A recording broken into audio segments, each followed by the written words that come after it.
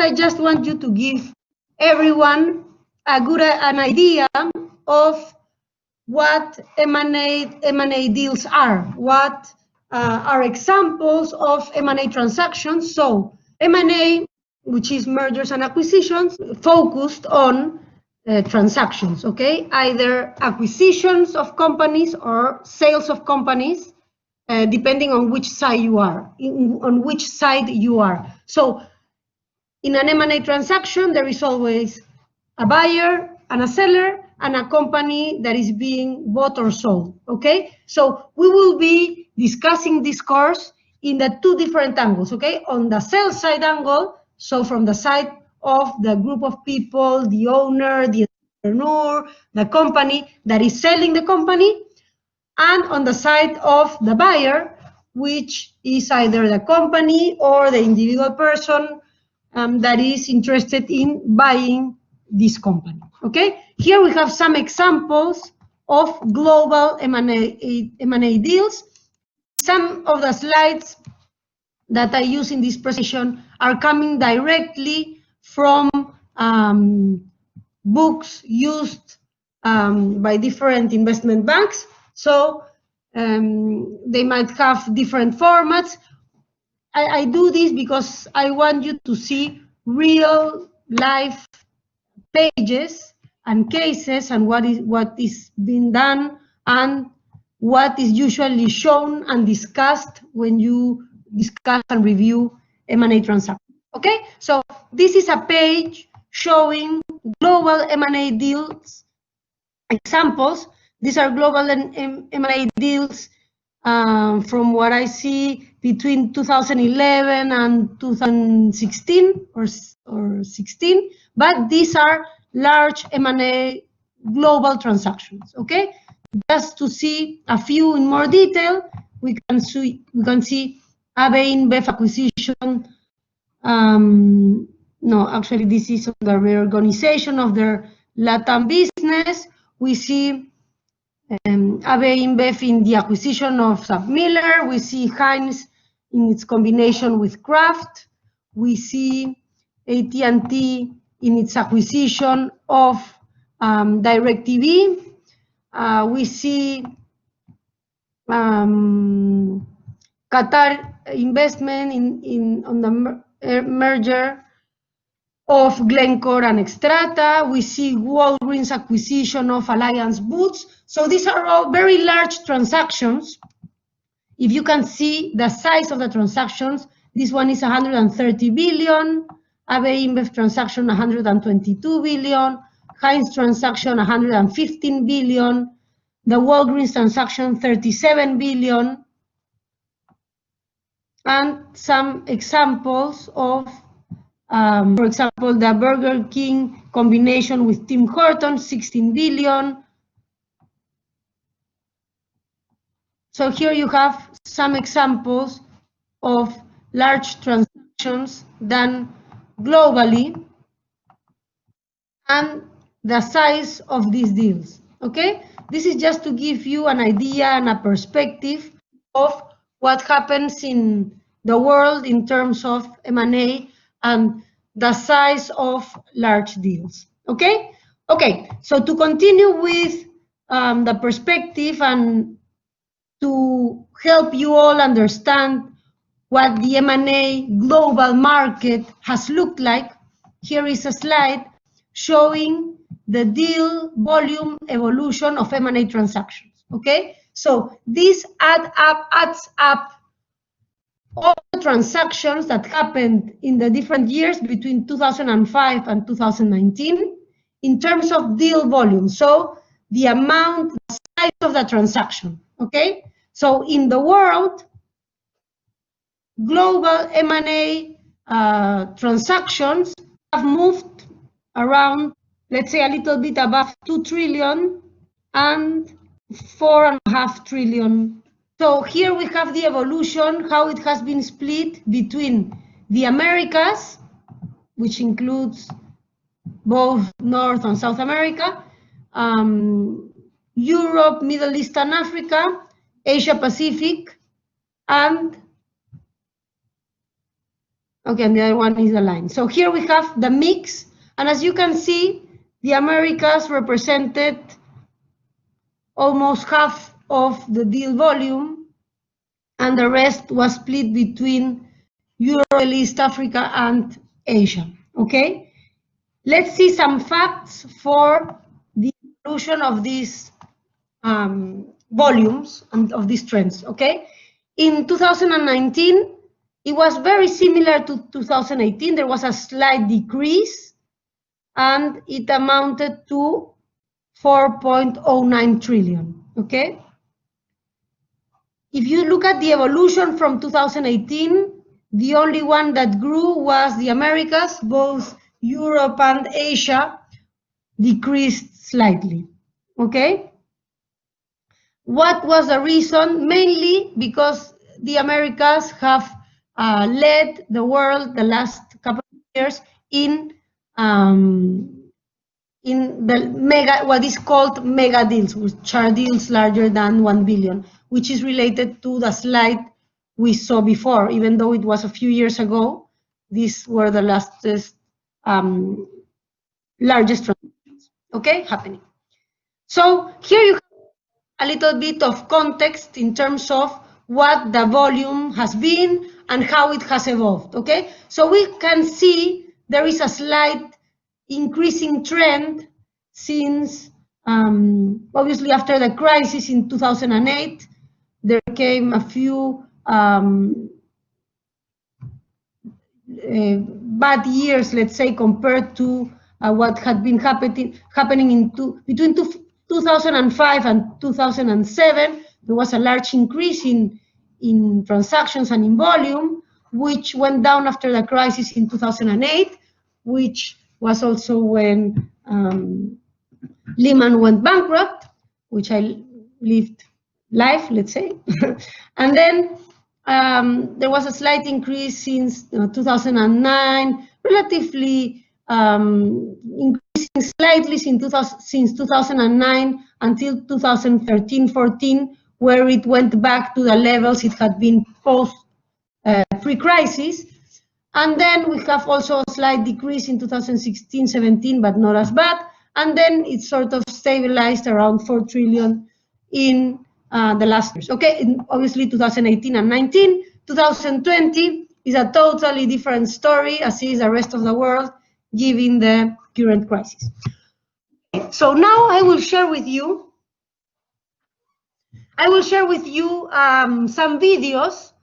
Please tell me if you can hear properly, because with these videos, we will have some outlook of, so we will start with some videos that were done in the end of 2018, saying what was expected for 2019, which is, I think, is very interesting to see what was expected and then what happened. And then we will see some videos from 2020 to see what was expected for 2020 and what has been happening in 2020, and all the uncertainties that come with the current crisis. So how the M&A volume would have changed to 2020? Well, we will see in the videos, I think, with clearer data. But what, in summary, has been happening in the M&A market, I think, obviously, people have become a lot more cautious in what they deploy their money to. In terms of company acquisitions, many have put on hold their acquisition mode, but on the other hand, there are also some opportunities coming from the crisis, and there is a lot of cash and money available in the market despite the current situation, that is coming from funds, that is coming from family offices, that is coming from money that was waiting to be deployed. And also, another important impact is that probably transactions are going to be taking longer this year. So maybe we do see, obviously we will see volumes and number of transactions decrease, but we will also we might not lose all transactions, but I'm sure that transaction terms and conditions and timing are going to be changing. They're going to be taking more time. But I will share with you these videos, and let me know after the videos if you still have questions, because we will develop this a lot more in the following slides. Okay, so I will share with you first the outlook for 2019, then what happened, and then the outlook for 2020. When you look at exactly what's going on in the M&A deal, is it because people are worried about where revenue comes from, so they think bigger is better, or is it actual companies that can find synergy and value? Well, thanks for having me, Francine. I think that, first of all, M&A remains a feature of the market. I think that the dialogue with our clients is very good. Our clients wants to do deals. And when you look at the overall levels of activity in the market, I think it's also, very good. The market is down 12% or so relative to last year.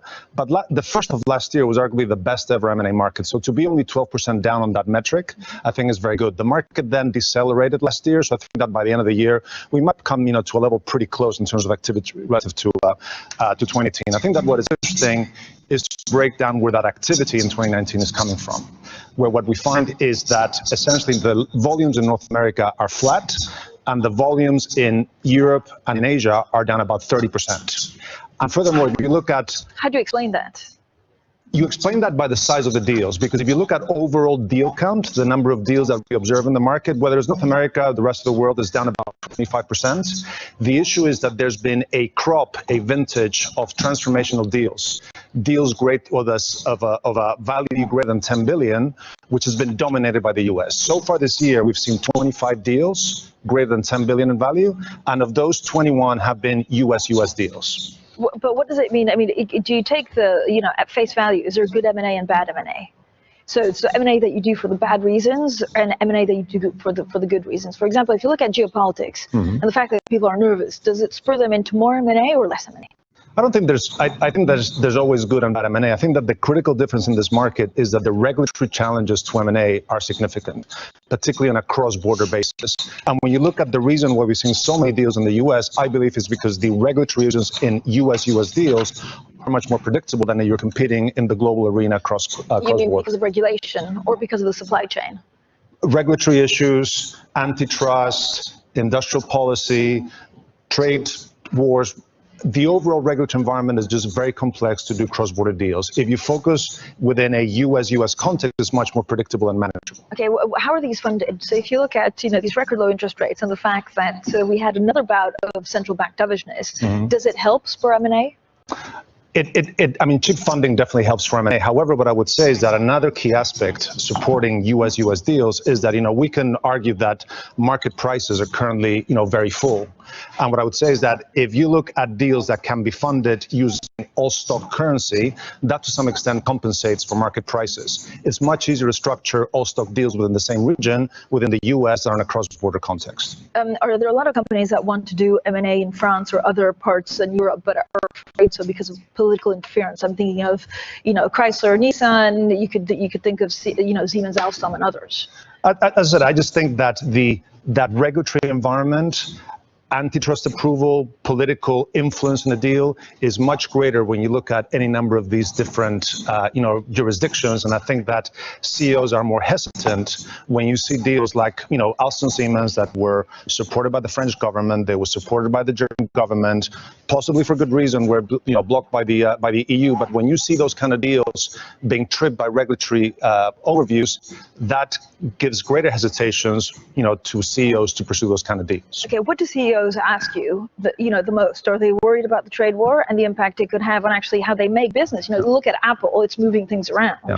So are they worried about acquiring something that then, gets targeted? The CEOs ask me the most about these regulatory challenges, meaning I want to do this deal. This deal makes sense. how long is it going to take for this deal to be approved, if it is going to be approved at all? Is it going to take 3 months to be approved? Great. Is it going to take 18 months to be approved? Not so good. So all the discussion that we have with CEOs is beyond the nature of a deal, beyond a deal making sense, is this deal going to get approved or not? Is there an industry that is still ripe for consolidation, like major consolidation? But I think, when you look at the crop of deals that, we've seen in the U.S., defense, United Technologies, Raytheon, a lot of healthcare, BMS, Celgene, the Danaher deal in industrials, in oil and gas with the Anadarko Oxy deal. I think that we see scope for consolidation, in every sector. I think that the warning for non-U.S. companies is that if this trend continues, where U.S. companies continue to pursue these transformational deals, and companies in Japan, companies in Europe stand back, right. The question is, it's a warning. Could this lead to a situation where some of these European, Japanese companies in time lose their relative competitiveness? So do you think that actually a lot of these Japanese companies, I guess other Southeast Asian companies and also European companies want to be part of the M&A deal because they worry that then they can't compete because the others are too big? I think they very much want to do that. The issue is that there is this regulatory challenge, this regulatory uncertainty. And what we have to do is work with our clients to think through these issues, to avoid any surprises, and to just get these deals across the line. But just so to make sure I understand, these regulatory issues, are they because they're flawed, because regulators are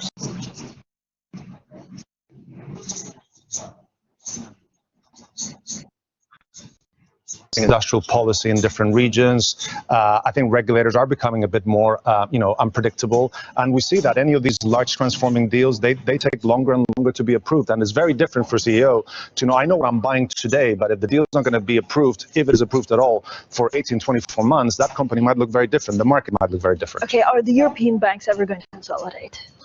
That is a complicated puzzle with many different pieces, and I think that in due course they will. It's tough to see something short term. Okay, and Brexit, what does that mean for your UK companies? I think Brexit just adds to the whole recipe of uncertainty. I think that for the time being, we see that one of the reasons why volumes in Europe are down also is because the biggest market, which is the UK, is a little bit on a standstill. I do think that fundamentally UK companies need to diversify regionally, become more exposed to different regions, and I think looking forward, once we get through and we understand the rules of the game, I don't think that my clients think that Brexit is good or bad. They just want to understand the rules of the game and apply those rules to, in this case, external growth.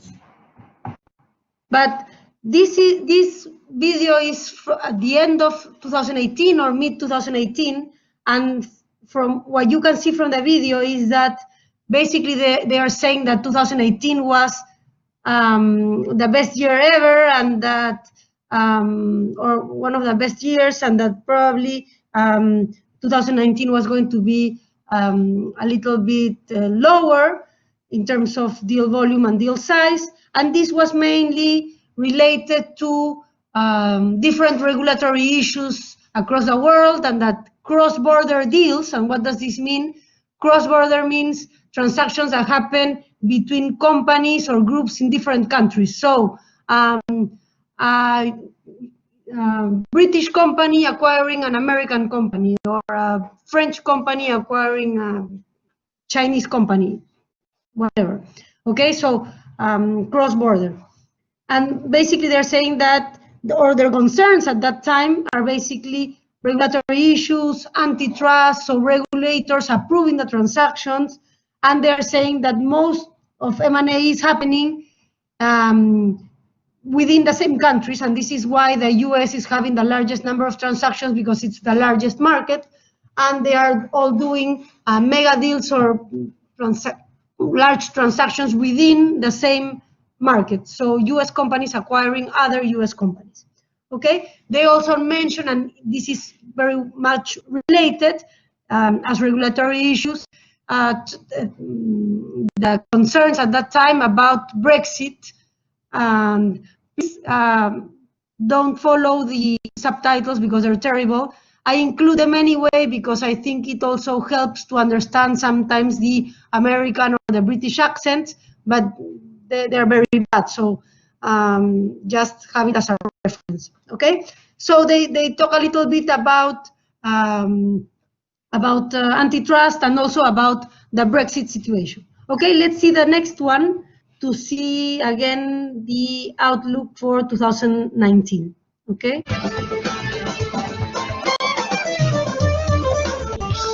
Welcome to The Deal, our quarterly outlook on the European M&A markets. The picture for the second half is complicated. Political uncertainty and trade conflicts have weighed heavily on the economy and sapped investor confidence for mega deals or those valued at over 10 billion sterling or more. The European Central Bank is now looking at interest rates remaining at record lows well into 2020, off the back of what it described as lingering manufacturing softness. That said, conversely, we're seeing small and mid-sized deal volumes holding up really well. 2019 will be a strong year for M&A, but the bulk of the activity will all be in the 50 to 500 million sterling mid-market. At the mega deal end of the market, European M&A volumes are down 40% on last year. Add to that increased regulatory hurdles for large deals this year, with a number of landmark transactions being blocked in the first half, and cross-border M&A is at its lowest level for 20 years. European deal makers could be forgiven for thinking that now was a good time to have a long summer break. But whilst there are some headwinds, this isn't the whole picture by a long way. In the mid-market, with interest rates low and debt finance readily available, investors' cash continues to pour into private equity funds, where there's now a record $2.5 trillion of committed but undeployed capital, looking for deal opportunities and higher returns. As a result, private equity-backed buyouts accounted for 20% of all European M&A in the first half of the year, the highest level since 2007, and the prices being paid remain at close to record multiples of profit. In technology, healthcare and financial services in particular, activity is strong. In tech, the UK is seen as a world leader. UK artificial intelligence startups have raised as much equity as in France, Germany and the rest of Europe combined. Total venture capital investment in UK tech has now topped £6 billion, more than any other European country, and the tech sector accounted for a record 16% of all European M&A in the first 6 months of this year. More broadly, the UK remains the strongest European buyout environment in 50 to 500 million pounds mid-market, where deal volumes in the first half are only slightly down on last year. So what do we predict for the second half of 2019? M&A will remain strategically important to a wide range of companies given low organic European growth rates. But trade tariffs and broader uncertainty will reduce mega deal activity. Mid-market activity will remain strong, particularly in technology, healthcare and financial services, with ongoing keen interest from strongly capitalized private equity buyers, particularly in high-growth businesses. Finally, we see accelerating outbound M&A activity into strong US markets. Thank you for watching. I look forward to speaking to you after the summer. So here we see in mid-2019 an outlook for the second half of the year, and this is more focused on the European market and specifically more in the UK. And how they saw the situation was, it was a strong year, 2019 still, but there were a lot less mega deals and a lot less cross-border deals. So in line with what had been reviewed in the other video, but he said that the big bulk of transactions was coming from smaller transactions for the European market, in particular for the UK. He also mentioned something that is very interesting, that is the sectors in which there was more activity in M&A at that time, so mid-2019, a year ago, and he's talking about technology, he's talking about healthcare, and he's talking about financial services, okay?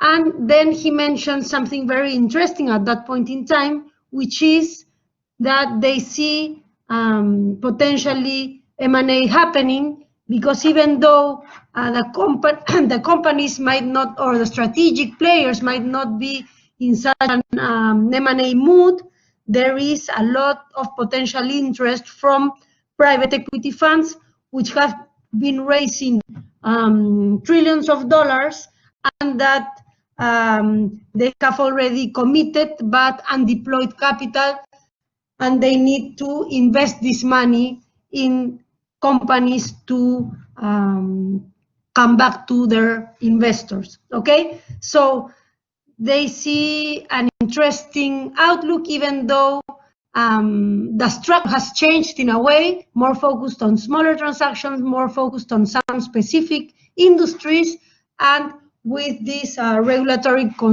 concerns discussed, let's see then how 2019 goes and the outlook for this year at that time.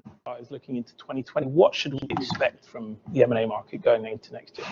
So for 2020, say there's a couple of important trends we should watch out for. One, the cash-rich acquirers, the strategics, are going to continue to be active. A lot of the targets that we're going to see are getting larger and larger. Companies are staying private longer. And I think we're going to see more and more power in these negotiations being exercised on the part of the targets. And also in the space for the financial sponsors, this whole private equity space, I think there's a lot of dry powder there, so much in the hands of the groups that we traditionally put in limited partner category. And I think we're going to see more deals where these so-called limited partner types start dominating the deals, and we won't necessarily see the name brand PE funds leading. I'll come back to PE in just a moment, but just sticking with the strategics for now. Yeah. Obviously, the biggest issue if you're in the board is you need confidence about the outlook. You need to know to some extent where the market is going, where the economy is going. How does anyone execute a large transaction going into what is already a volatile backdrop and then putting the election on top of that? Yeah, it's a great tension that we have, right? Because we have investors who are pushing and pushing on companies to do accretive M&A. On the other hand, then you go into the boardroom, they want to do these deals, but there's projections, internal forecasts that are all over the place because of the unpredictability of tariffs, the election year, all the different macro factors that are floating out there. So the advice in boards is don't get ahead of yourself. Figure out what internal projections you have, which ones are pie in the sky, which ones were put together by some consultant who didn't even really understand the business necessarily. And take your time, have that in order, because you don't want to look like you're backing your internal forecasts into the deal that you end up with. But to your point, a lot of investors are very, very keen to see M&A and particularly anything accretive, but also anything that just sort of increases scale.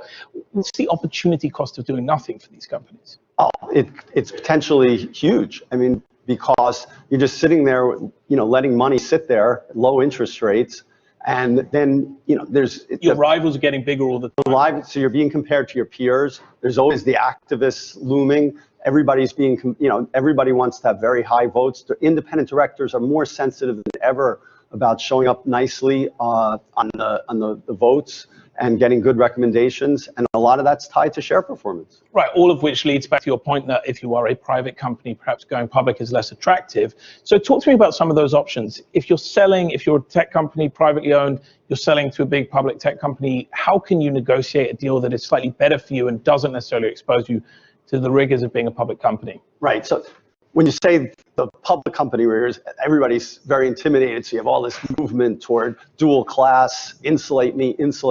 So what can you do then when you're selling to one of the big private buyers or big public company buyers of the private companies?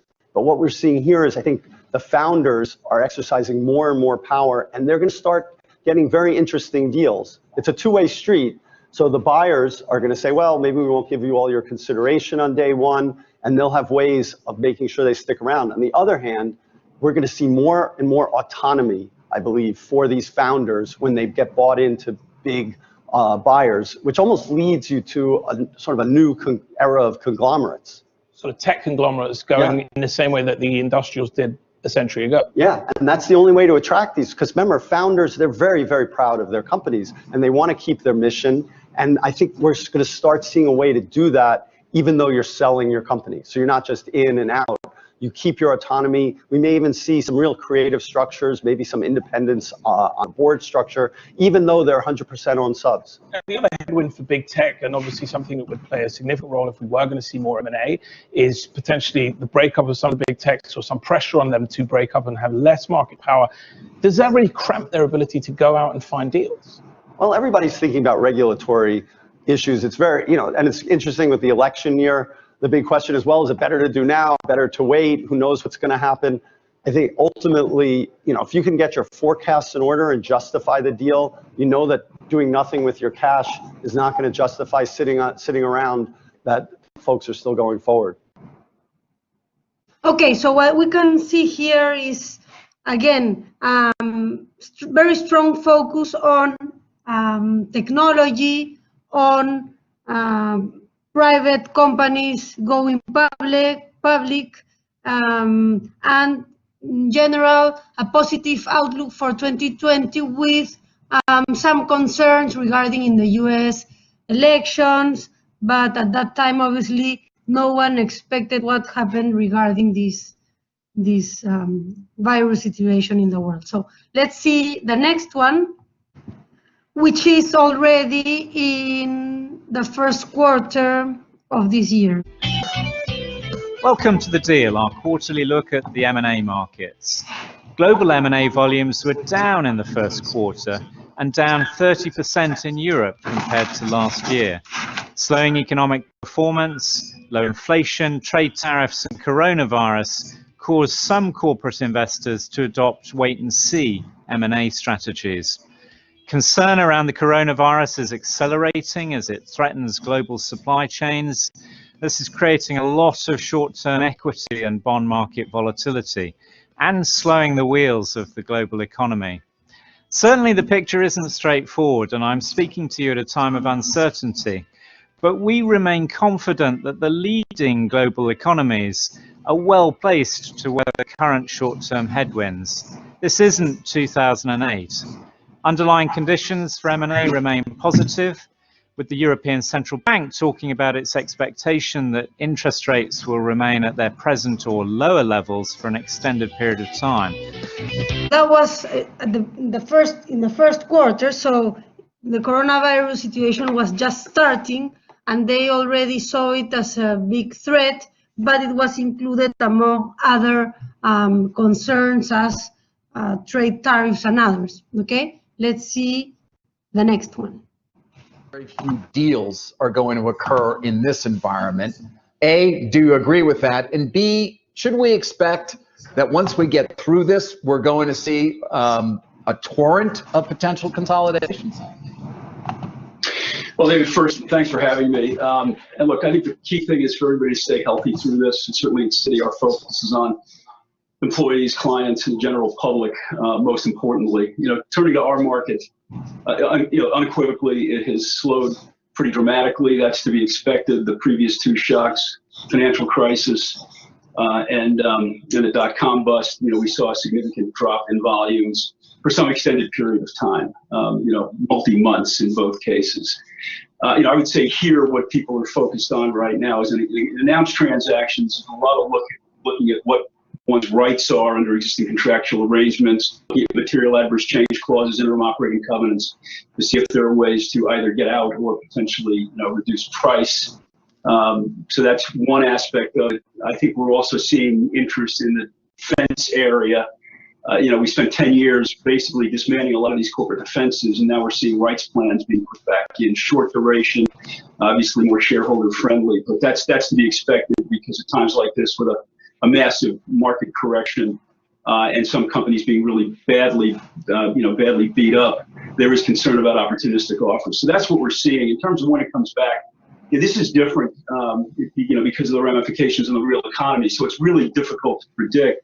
But you've got to expect there's going to be a period of time, where we got to get the volatility down in the equity markets. We've got to see whether this is really what the reset in valuation really means. before people, I think. And we also have to understand what the forecasts of these businesses, whether it be out a year or be long-range plans, what it really means in terms of how you price an asset. So that's what we're seeing now. Yeah.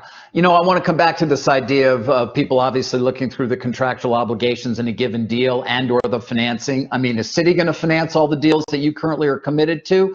Is it your expectation that there are going to be deals that fall apart, even though it would appear contractually they should remain on track?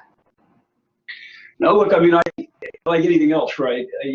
That's a better question for some of the corporate lawyers. But look, I think to the extent that their contractual commitments, one would expect people to observe those commitments.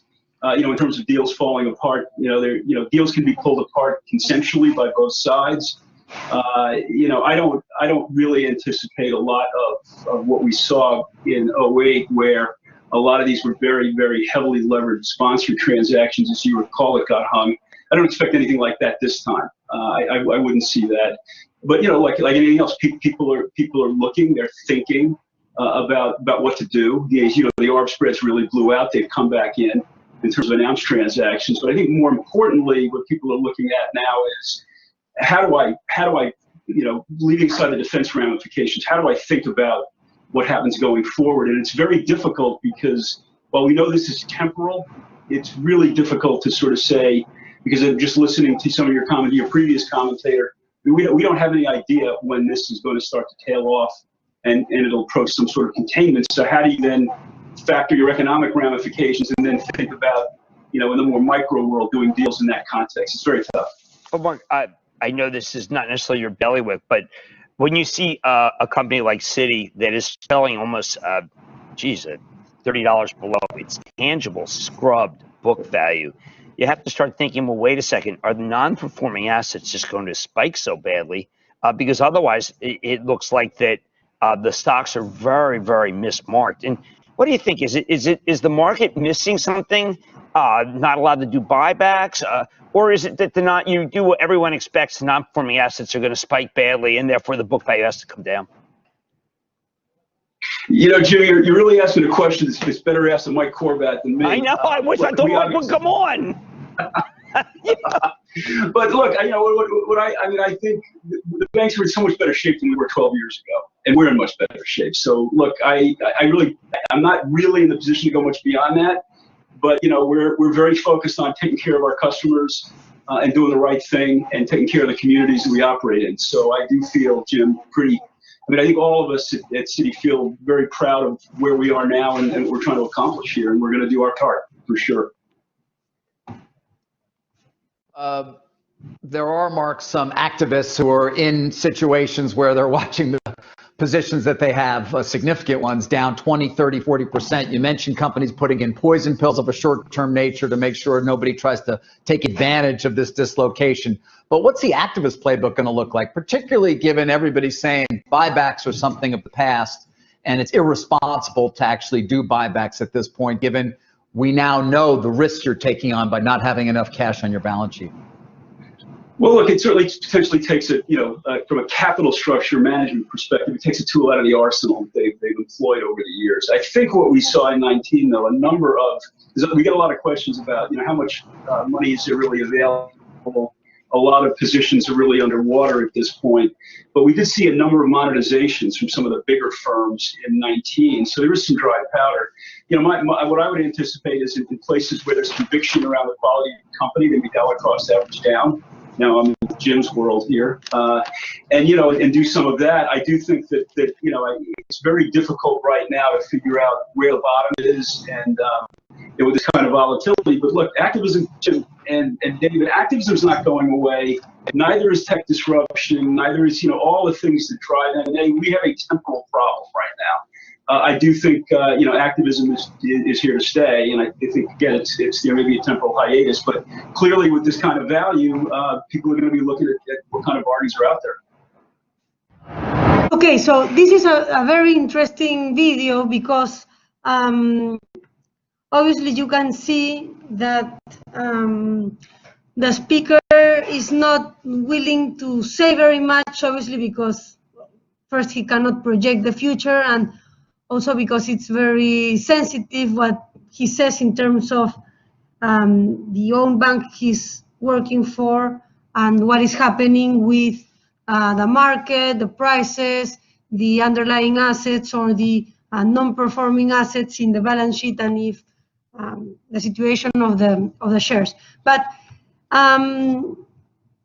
what is very interesting that he mentions in the beginning is the first difference that he's seeing in the M&A market is regarding contractual terms. Okay, so for an M&A transaction, for buying or for selling a company, obviously a very important part of the transaction, apart from the price that you determine to pay for the company or to receive for selling the company, are also the contracts and the conditions for which you buy or you sell. Okay, so what he's saying is that it has become more relevant than ever to focus on the rights that each party has under the contractual arrangements of a transaction, because if you are in the middle of a transaction or discussing a transaction or just in the transaction, then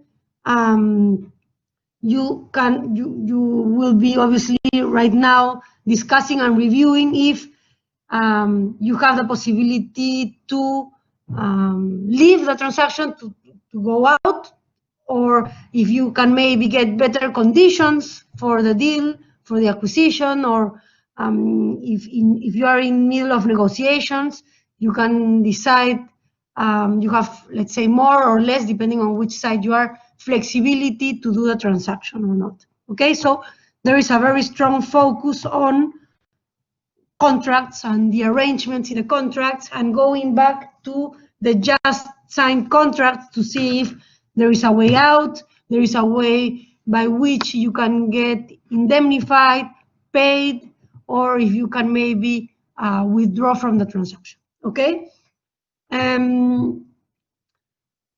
Also, he mentions other things such as activism and the difficulties to project and other terms.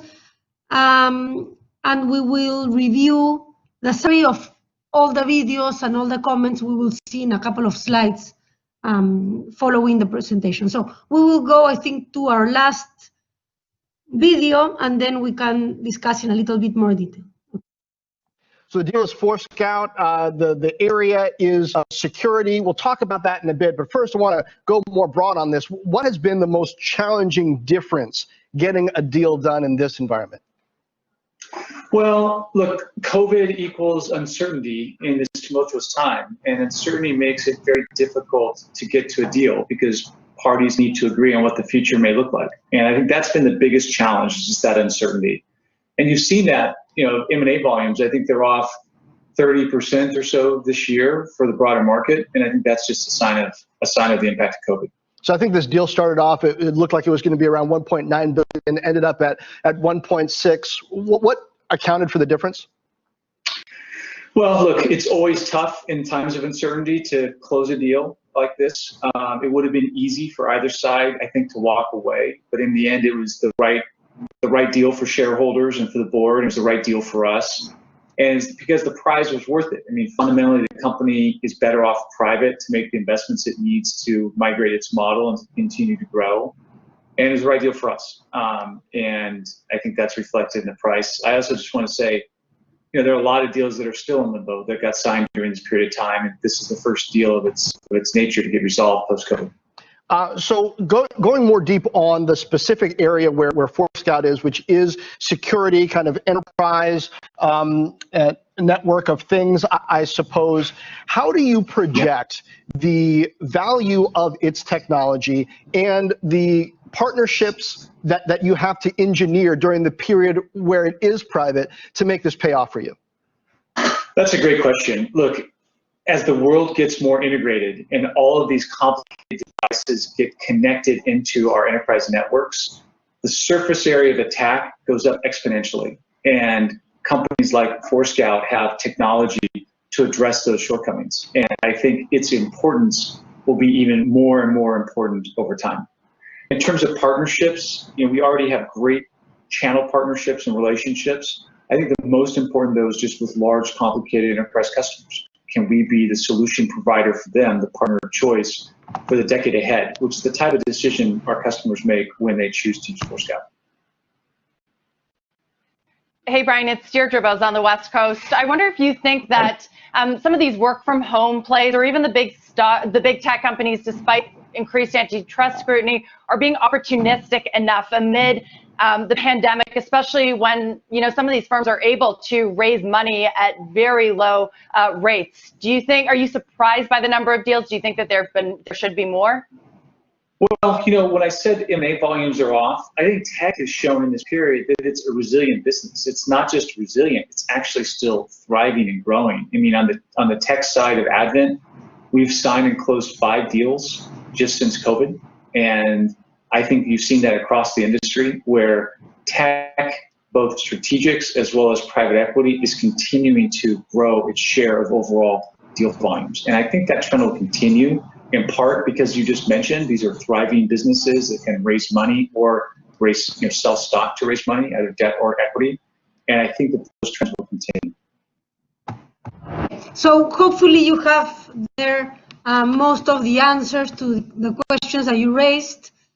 This last video is from the view of a private equity. Advent, in this example, they're discussing a specific transaction they just did recently, but it gives very interesting information, not only on the market, but also on the view of private equity funds and of specific industries. Basically, he starts saying or mentioning that COVID equals uncertainty, which is something we already mentioned, but he also says that as a reference, and going back to your question, M&A deal volumes have gone down 30% this year to date. There is interest in specific sectors and specific industries, and obviously technology is one of them, but there is also some interesting conditions for potentially private equity funds that have a lot of cash available and that are potentially able to do transactions at lower prices, as was their case, which they mentioned it was going to be a transaction of 1.9 billion, and it ended up being 1.6 billion. So 300 million less in a transaction is obviously very interesting and very appealing for a private equity fund in particular, if they're going to be able to do it. They're assuming some risks, but potentially they are looking not in the short term, but in the medium or longer term regarding their investments and their transactions and putting their capital to work. Okay, so let's go back to our presentation. So here we have a summary of what was mentioned in the different videos. You will have this presentation, so you will have all the details afterwards, but we will review quickly. So here are some terms, or the key terms highlighted in bold. So corporate clarity, focusing what is core, private equity funds, and some corporates also with excess cash that they have to put to work. A lot of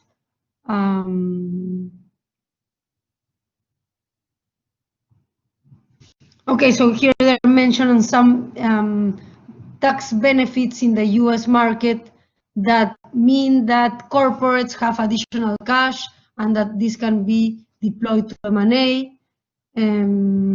Here we have a comment on emerging,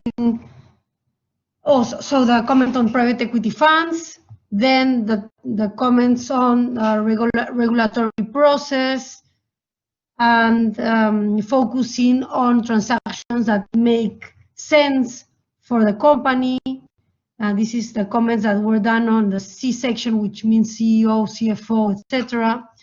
And then confidence in the market at that time, which is there no more. Okay. In terms of this was at the end of 2018. Now we have the comments for mid 2019. So M&A remain a feature in that, or could potentially remain strong, even though the market was down in some regions. There were some huge deals in the US. The challenges were mainly regulatory challenges, and there were some issues for cross-border transactions and antitrust observations, or transactions were not being able to be done as quickly or as they were before. There is cheap funding available. Obviously, this is related to low interest rates around the world, which has been the case for the last 2 years, and now even more so. Also, they focus on the industries. Some said at the beginning technology, healthcare, and others mentioned defense, industrials, financials. There is also some comments in oil and gas and industrial, which I think we didn't mention, but they were discussed at some point in the videos. Then the challenges of regulatory issues and in the US, both in the US and in Europe, and particularly Brexit and the different ways of uncertainty that they brought. Because if you remember well, what they said is Brexit is not really the issue. The issue is to have the rules clear, okay? What about 2020? They mentioned that volumes are down 30%. There is honestly slowing economic performance, markets down. And at that point, they mentioned low inflation, trade tariffs, and coronavirus. I think now coronavirus has overwhelmed the others, or has beaten all the rest concerns. The concerns around coronavirus at the beginning were mainly focused on disrupting the supply chains and cash available for companies. Together with that, we have market volatility and slowdown of the whole economy that also has impacts in consumers and the rest of the market. Okay, so times of uncertainty. However, some underlying conditions for M&A remain positive, and interest rate and conditions to finance this transaction also are positive. The issue is who is able to survive for a longer period. What are the requirements of these companies in terms of capital, working capital, cash flows, and not to disrupt the supply chain and to continue surviving or eventually being sold. And this is why potentially there are mentions to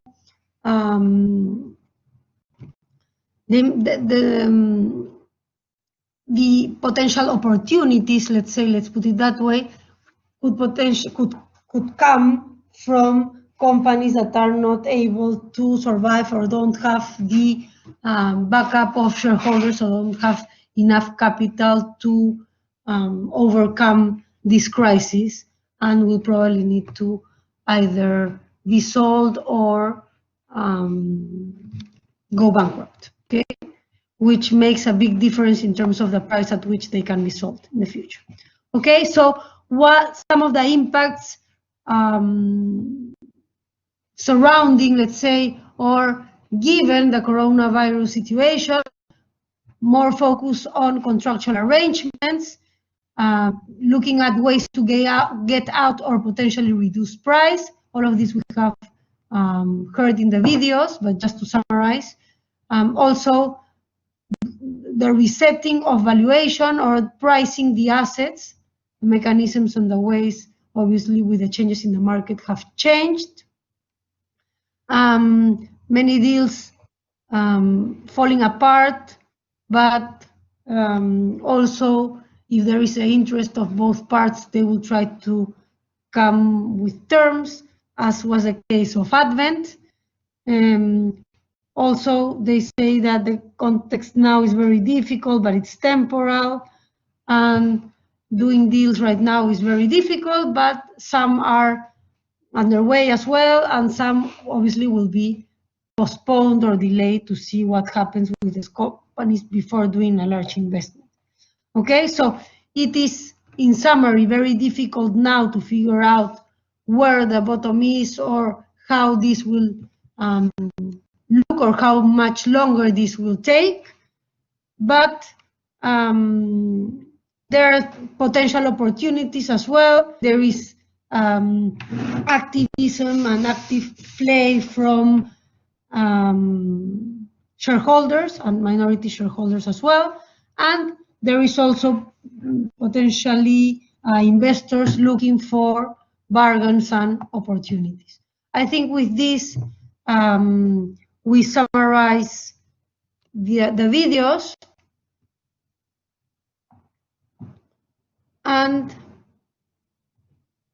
well, here you have some examples of some global M&A deals in 2019, which were some of the transactions mentioned. Since we saw only examples of transactions in the first pages, which were quite old, here we had some of the latest large transactions, which involved Bristol Myers, the acquisition of Celgene, that was cancer drug maker, so in the pharma sector. The London Stock Exchange announcing the acquisition of Refinitiv, which was a data analytics company, also focused a little bit more on technology. Then the merger or the acquisition of Viacom by CBS,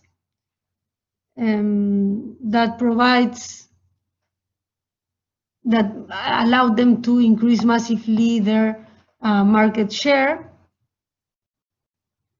And then another transaction in the luxury sector, LVMH and Tiffany, a transaction of $16 billion.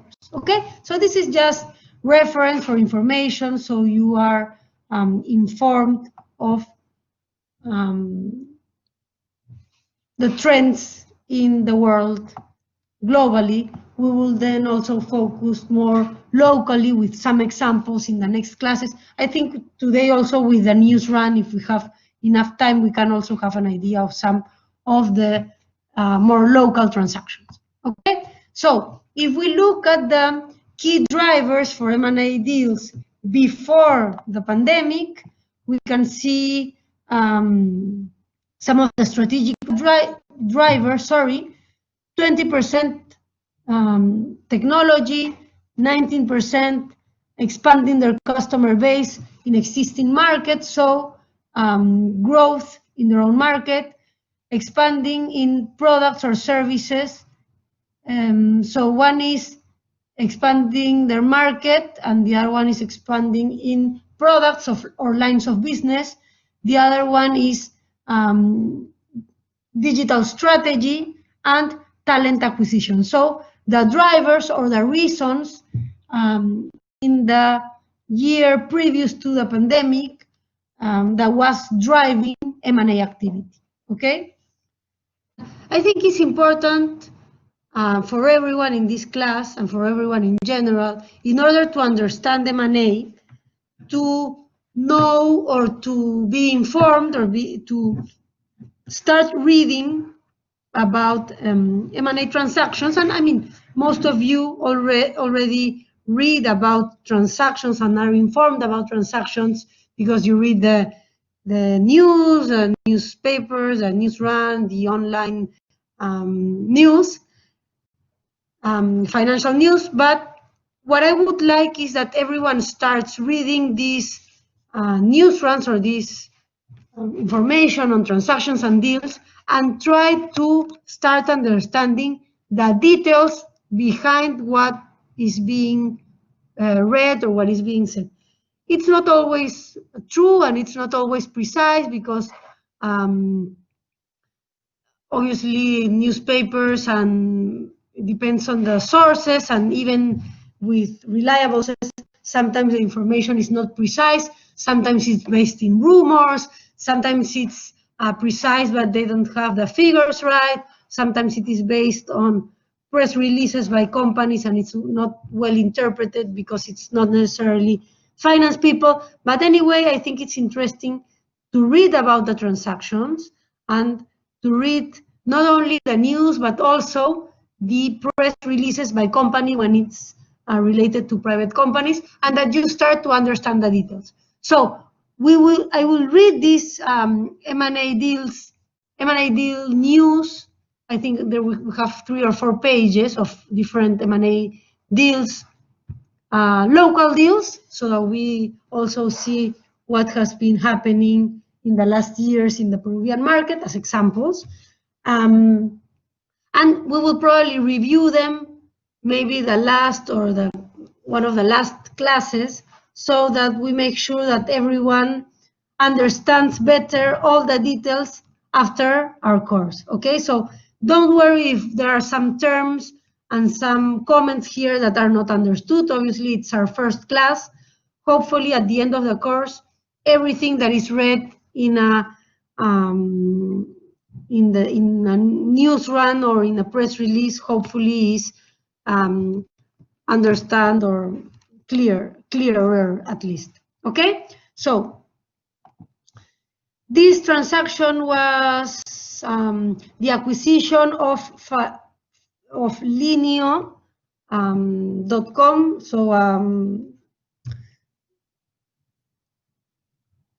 by Falabella Group. Okay, so for obviously all local people in this class, Peruvians will know very well Falabella, and obviously the region people that are coming from the region as well. But for any exchange student from the US, from Europe, Falabella is a very large group, retailer, Chilean group in the region that has large market share in the Peruvian market with their retail stores, and they also had a large online business, starting online business, but they acquired few years ago also Linio to increase their online sales. Okay, so going back to the news. Today, Inversiones,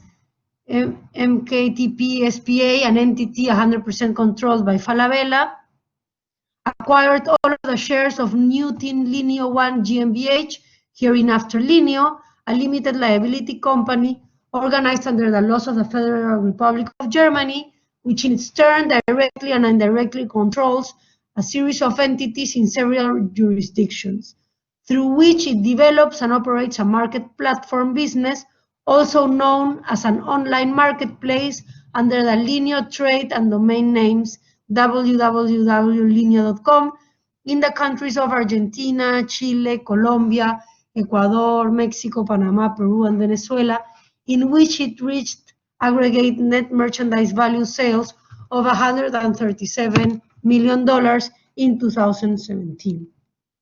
The acquisition of Linio was done at a total company value of $138 million, and it considers customary escrow and price adjustment mechanisms relating to unknown contingencies. Linio, one of which founders was Rocket Internet, was to this date 100% owned by Newton Linio 2 GmbH, a limited liability company also organized under the laws of the Federal Republic of Germany, which ownership is held by a number of shareholder investors and investment funds. Okay, so there are some terms that you might know. The news run is always a bit complex because I are not very friendly in the way they write, but they are discussing some company value, which they don't say if it's enterprise value or equity value, but we will go into a lot more detail afterwards. They don't give information related to potential multiples at which they acquire this company. They do give a value of sales, so we could estimate what the amount of the transaction compared to the amount of sales is which is 1 times, but also the amount of sales, it is not clear if it is the sales done by the platform, the sales done by commissions, what type of specific sales for an online marketplace. Okay, so some doubts here, but some interesting terms mentioned as escrow, as price adjustment, as contingencies. We will review all those terms later on in the course. Okay, the next transaction was the acquisition of PEXA done by Primax. Okay, this PEXA, which was acquired, was a gas station company. There is some details in the text. Let's go ahead and read because we already explained the purpose of reading the M&A deals in the last page. Okay, Corporación Primax, a subsidiary of Romero Group Corporation, reached an agreement on February 1st to acquire a 90% stake in PEXA, one of the biggest Peruvian companies in the distribution and commercialization of and hydrocarbon derivatives. The transaction includes almost 400 of PEXA's 422 gas stations, 40 Viva convenience stores, as well as 4 liquefied petroleum gas LPG plants located in Lambayeque, Trujillo, Huachipa, and Arequipa, making its entry in the packaged LGP business. Through this acquisition, Primax becomes the largest gas station chain in Peru, with more than 1,000 stations nationwide, representing a 21% share of the national market. Established in 2004, Primax operates a network of service stations offering liquid fuels and services to industrial and independent sectors in Peru. Okay, so this news run is a lot more friendly in terms of its nice, much clearer in the way it's read. They don't give much information. They just give information on the market and the market share. They mention the number of gas stations acquired, 422. Actually, 400 stations. They mentioned that they will have 1,000 in total. They mentioned the market share that they will have, but they don't mention the size of the transaction, the price, the multiples, or any other conditions, because this is a private company. Okay. There are some links there. Actually, in the previous slide, also as well, or in the next ones as well, that you can see when you have more time at home, which are the news, most of them in Spanish, that are discussing the transactions in more detail, or maybe that are the source for this information. Okay, another transaction. This transaction was again in retail, but in distribution of pharmaceutical products. Let's say, well, most of you know very well the chains in Peru. So at that time, it was in retail, or the owners of Inca Pharma that were acquiring Key Corp, that was the owners of Mifarma, BTL, FASA, and Arcángel. So on January 2018, In Retail Peru Corp, or In Retail, announced the acquisition of Key Corp for a total consideration of $583 million. implied enterprise value to last 12 months EBITDA multiple of approximately 12 times, sorry. So enterprise value to EBITDA of 12 times. Founded in 1939, KeyCorp is a leading pharmaceutical distributor and retailer in the Andean region. The company operates in the manufacturing, distribution, and retail pharma segments and has presence in Peru, Ecuador, Bolivia, and Colombia. The transaction represents a unique opportunity for retail to further strengthen its operation in the pharma industry, boost its international expansion strategy, and continue bringing healthcare access to the Peruvian population. The acquisition was funded through a mix of debt financing and third-party equity funding. In retail, received a 1 billion bridge loan to partially fund the acquisition and perform a liability management exercise in retail, consumer, and KeyCorp.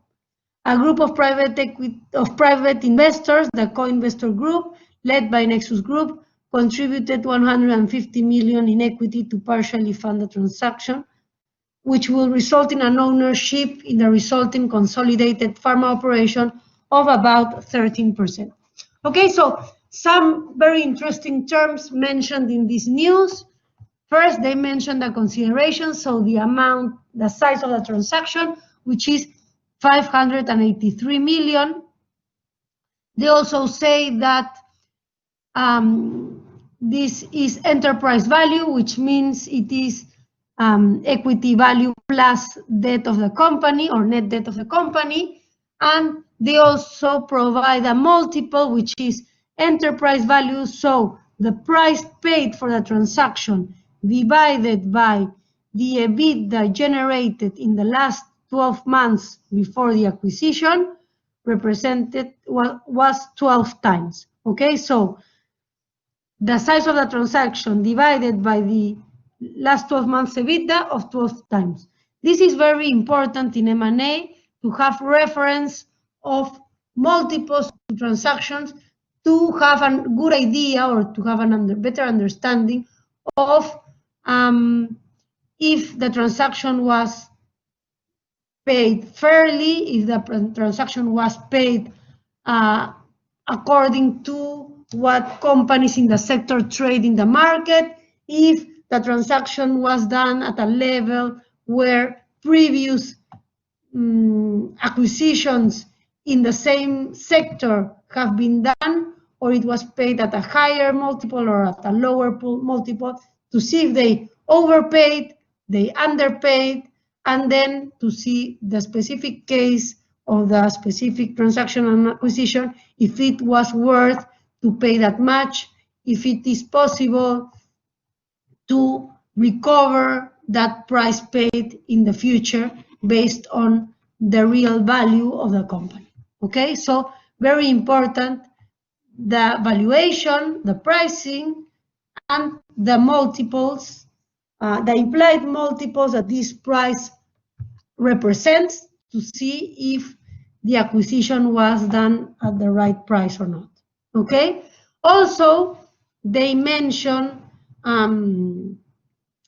the third bullet is obviously more, let's say, marketing for the company, because obviously they want to protect themselves of any comments regarding antitrust, and they want to focus the acquisition not now they control all of the retail pharma market, but now they want to focus on the providing healthcare to the population and being able to help the country, giving more access to these products, okay?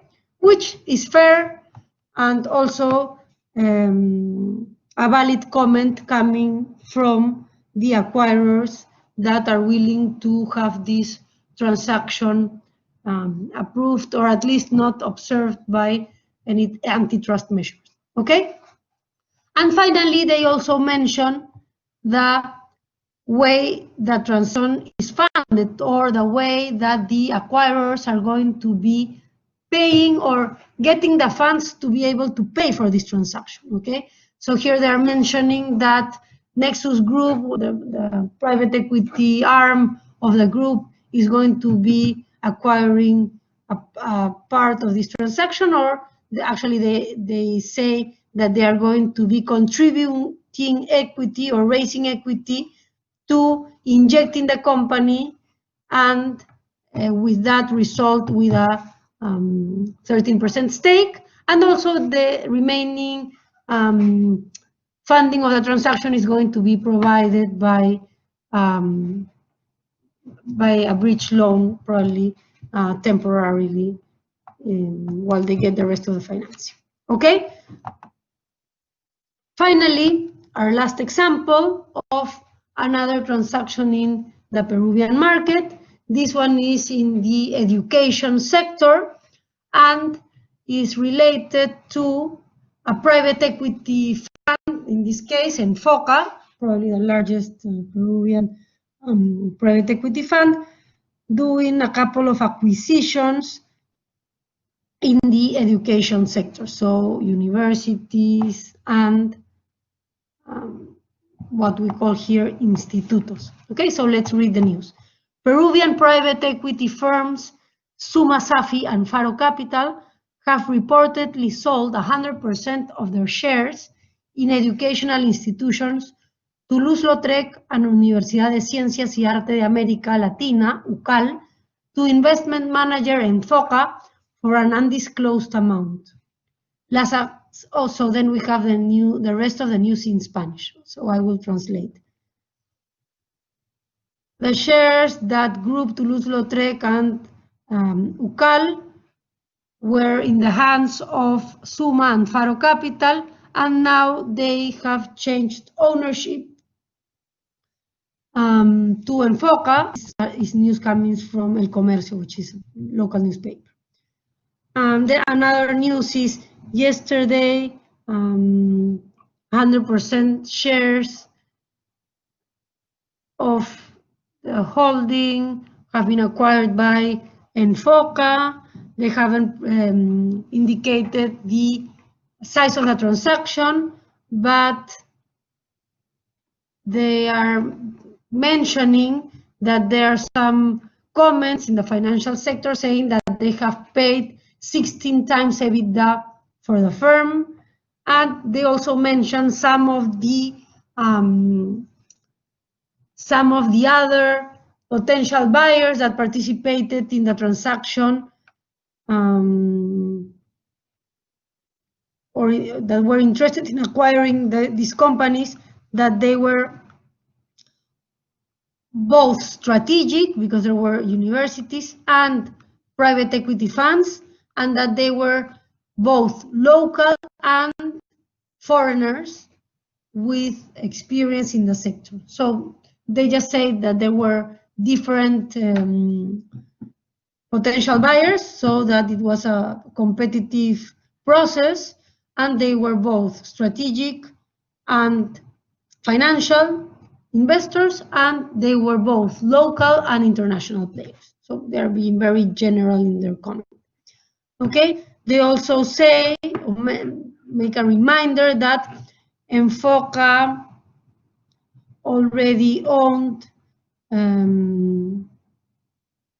another company in the sector, Certus.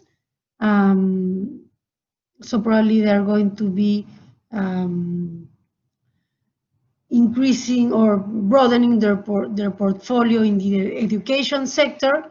And they also mentioned some investments that Enfoca had in the country at that time: Latina, Selima, Trébol, Auna, Diamante, and Time. Okay, so we have 4 examples of different transactions in the Peruvian market.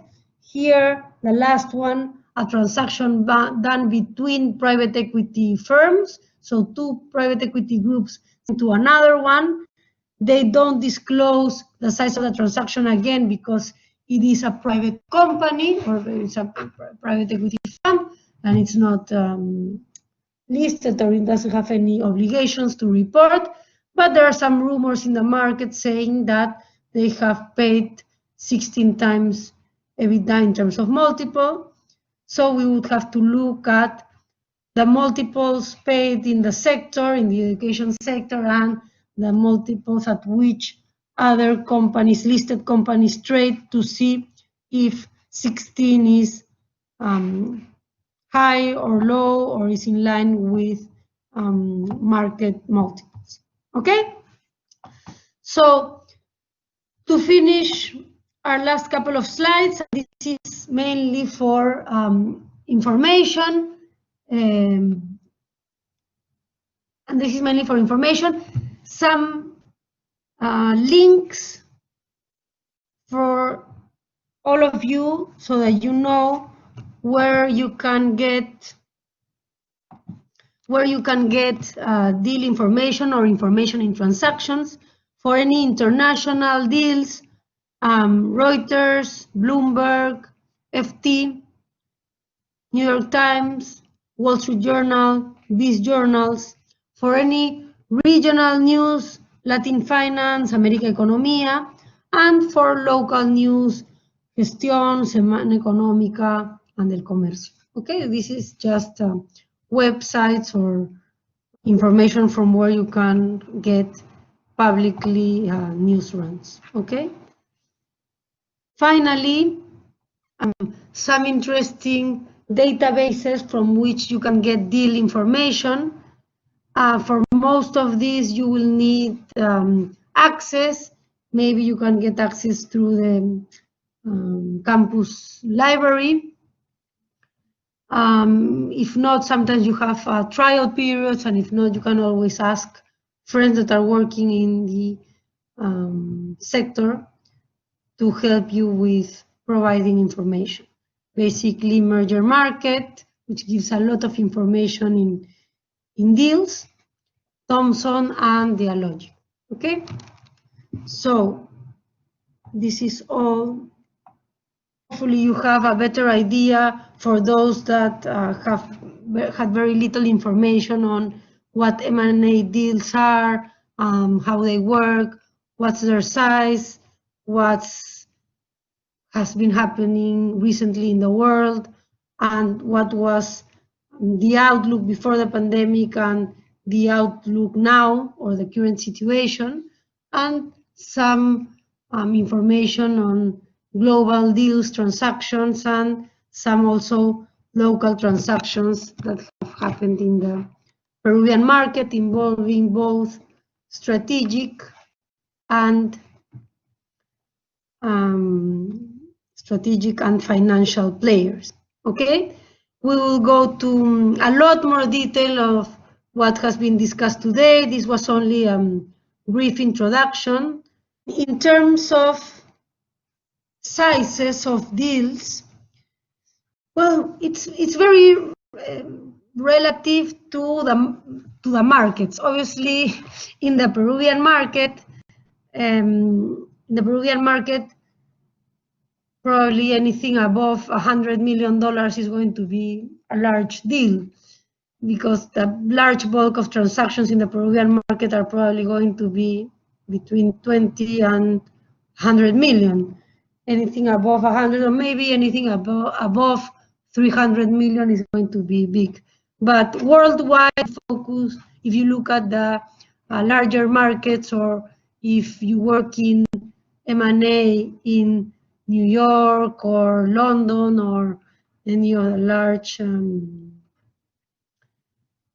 financial cities, let's say, probably we're talking about billions. Okay, so large deal will be above 1 billion, and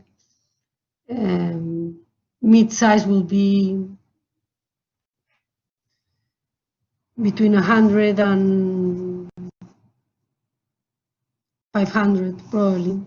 Obviously, will depend on the deal, on the market, as I said, but